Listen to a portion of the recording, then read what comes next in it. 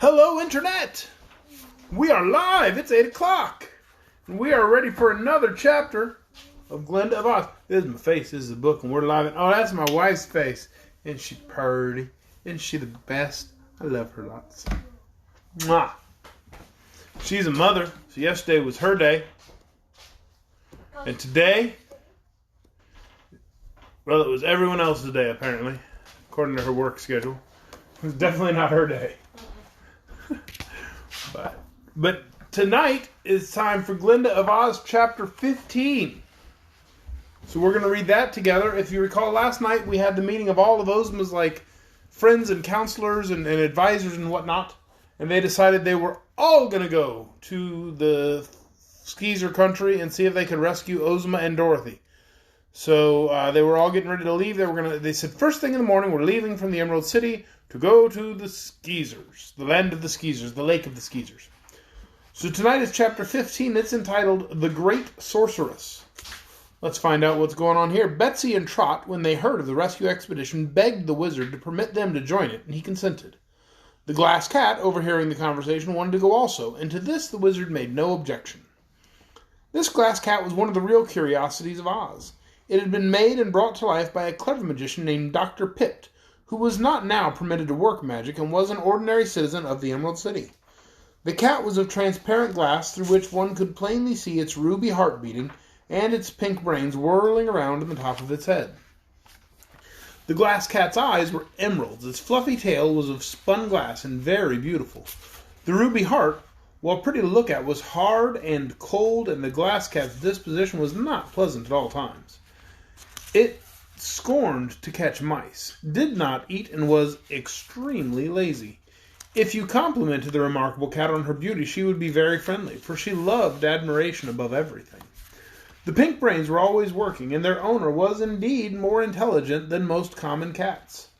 3 other additions to the rescue party were made the next morning, just as they were setting out upon their journey. The first was a little boy called Button-Bright, because he had no other name that anyone could remember. He was a fine, manly little fellow, well-mannered and good-humored, who had only one fault. He was continually getting lost. To be sure, Button-Bright got found as often as he got lost, but when he was missing, his friends could not help being anxious about him. So why do you invite him to go on the long journey with you? You tell him, no, stay home, dude, because you're going to get lost on the way to go to Skeezer. I don't like this. Okay. Someday, predicted the Patchwork Girl, he won't be found, and that will be the last of him. But that didn't worry Button-Bright, who was so careless that he did not seem to be able to break the habit of getting lost. The second addition to the party was a munchkin boy of about Button-Bright's age named Ojo. He was often called Ojo the Lucky because good fortune followed him wherever he went. He and Button-Bright were close friends, although of such different natures, and Trot and Betsy were fond of both. The third and last to join the expedition was an enormous lion, one of Ozma's regular guardians, and the most important and intelligent beast in all of Oz. He called himself the Cowardly Lion, saying that every little danger scared him so badly that his heart thumped against his ribs. Stop playing. But all who knew him knew that the Cowardly Lion's fears were coupled with bravery, and that however much he might be frightened, he summoned courage to meet every danger he encountered. Often he had saved Dorothy and Ozma in times of peril, but afterward he moaned and trembled and wept because he had been so scared.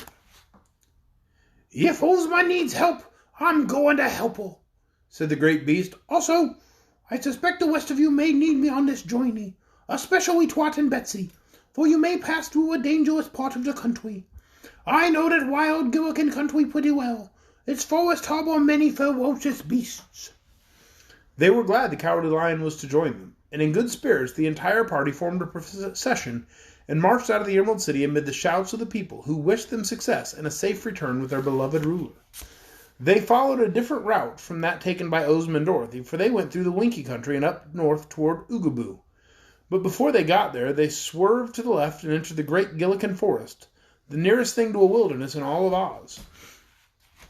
Even the Cowardly Lion had to admit that certain parts of this forest were unknown to him, although he had often wandered among the trees, and the Scarecrow and Tin Woodman, who were great travelers, never had been there at all. The forest was only reached after a tedious tramp, for some of the rescue expedition were quite awkward on their feet. The Patchwork Girl was as light as a feather and very spry. The Tin Woodman covered the ground as easily as Uncle Henry and the Wizard. But Tick-Tock moved slowly, and the slightest obstruction in the road would halt him until the others cleared it away. Then, too, Tick-Tock's machinery kept running down, so Betsy and Trot took turns in winding it up. The Scarecrow was more clumsy but less bother, for although he often stumbled and fell, he could scramble up again, and a little patting of his straw-stuffed body would put him in good shape again. Another awkward one was Jack Pumpkinhead, for walking would jar his head around on his neck, then he would be likely to go in the wrong direction, but the Frogman took Jack's arm, and then he followed the path more easily. Cap'n Bill's wooden leg didn't prevent him from keeping up with the others, and the old sailor could walk as far as any of them. When they entered the forest, the Cowardly Lion took the lead. There was no path here for men, but many beasts had made paths of their own, which only the eyes of the lion, practiced in woodcraft, could discern. So he stalked ahead and wound his way in and out, the others following in single file, Glinda being next to the lion. There are dangers in the forest, of course, but as the huge lion headed the party, he kept the wild denizens of the wilderness from bothering the travelers. Once, to be sure, an enormous leopard sprang upon the Glass Cat and caught her in his powerful jaws. But he broke several of his teeth, and with howls of pain and dismay dropped his prey and vanished among the trees. "Are you hurt?" Trot anxiously inquired of the Glass Cat. "How silly!" exclaimed the creature in an irritated tone of voice. "Nothing can hurt glass. I'm too solid to break easy. But I'm annoyed at that leopard's impudence. He has no respect for beauty or intelligence. If he'd noticed my pink brains, you can see 'em work, I'm sure he would have realized that I'm too important to be grabbed in a wild beast's jaws." "Never mind," said Trot consolingly. "I'm sure he won't do it again." They were almost in the center of the forest when Ojo, the Munchkin boy, suddenly said, "Why, where's Button-Bright?" They halted and looked around them. Button-Bright was not with the party. "Dear me," remarked Betsy, "I expect he's lost again." "Where did you last see him, Ojo?" inquired Glinda. "It was some time ago," replied Ojo. "He was trailing along at the end and throwing twigs at the squirrels in the trees. Then I went to talk with Betsy and Trot, and just now I noticed he was gone." "This is too bad," declared the Wizard, "for it is sure to delay our journey. We must find Button-Bright before we go any further, for this forest is full of ferocious beasts that would not hesitate to tear the boy to pieces."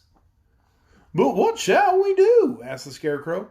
"If any of us leaves the party to search for Button-Bright, he or she might fall victim to the beasts.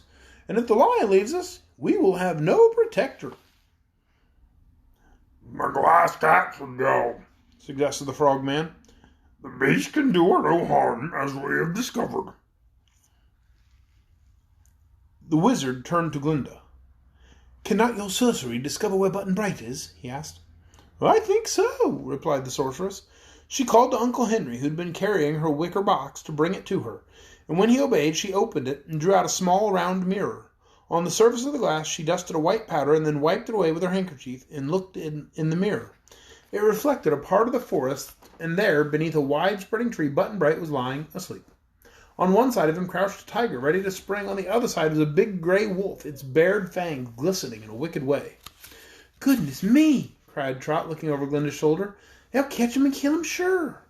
Everyone crowded around for a glimpse at the magic mirror. Pretty bad," said the Scarecrow sorrowfully. "I do believe my middle child is giggling at Button-Bright's fate right now."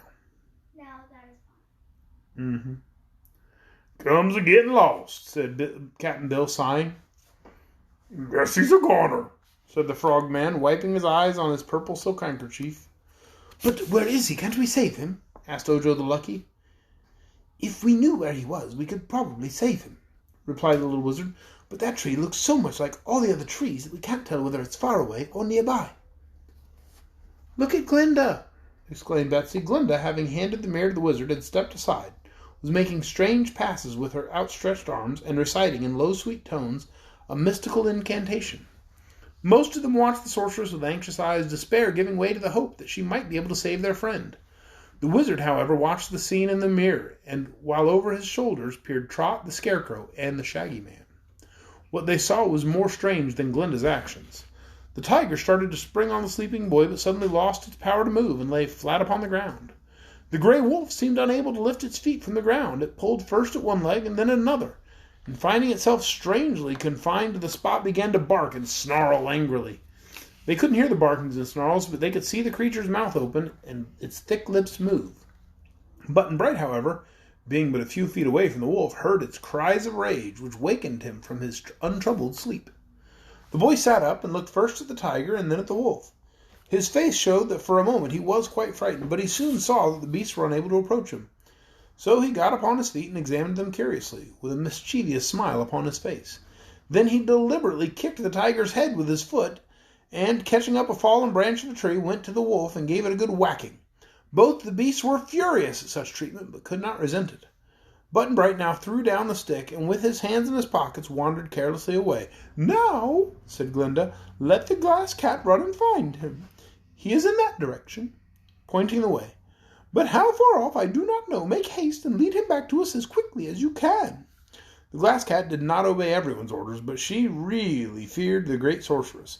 So as soon as the words were spoken, the crystal animal darted away and was quickly lost to sight. The wizard handed the mirror back to Glinda, for the woodland scene had now faded from the glass. Then those who cared to rest sat down to await Button-Bright's coming. It was not long before he appeared through the trees, and he rejoined his friends, and said in a peevish tone, "Don't ever send that glass cat to find me again. She was very impolite, and if we didn't all know that she had no manners, I'd say she insulted me." Glinda turned upon the boy sternly. "You have caused all of us much anxiety and annoyance," said she. "Only my magic saved you from destruction. I forbid you to get lost again." "Of course," he answered. "Won't be my fault if I get lost again, but it wasn't my fault this time." "Whose fault does he think it is? The dude gets lost every other chapter of every book he's in. It is his fault." Arr! Sorry, that's the end of chapter 15, The Great Sorceress. I think that's what it was called. Yeah, The Great Sorceress. Tomorrow night, right here, 8 o'clock, Facebook Live. Probably live. I might record it early. My daughter has a recital tomorrow night, right here at 8 o'clock, we're going to read chapter 16, The Enchanted Fishes. I do hope you join us then. Good night, everyone.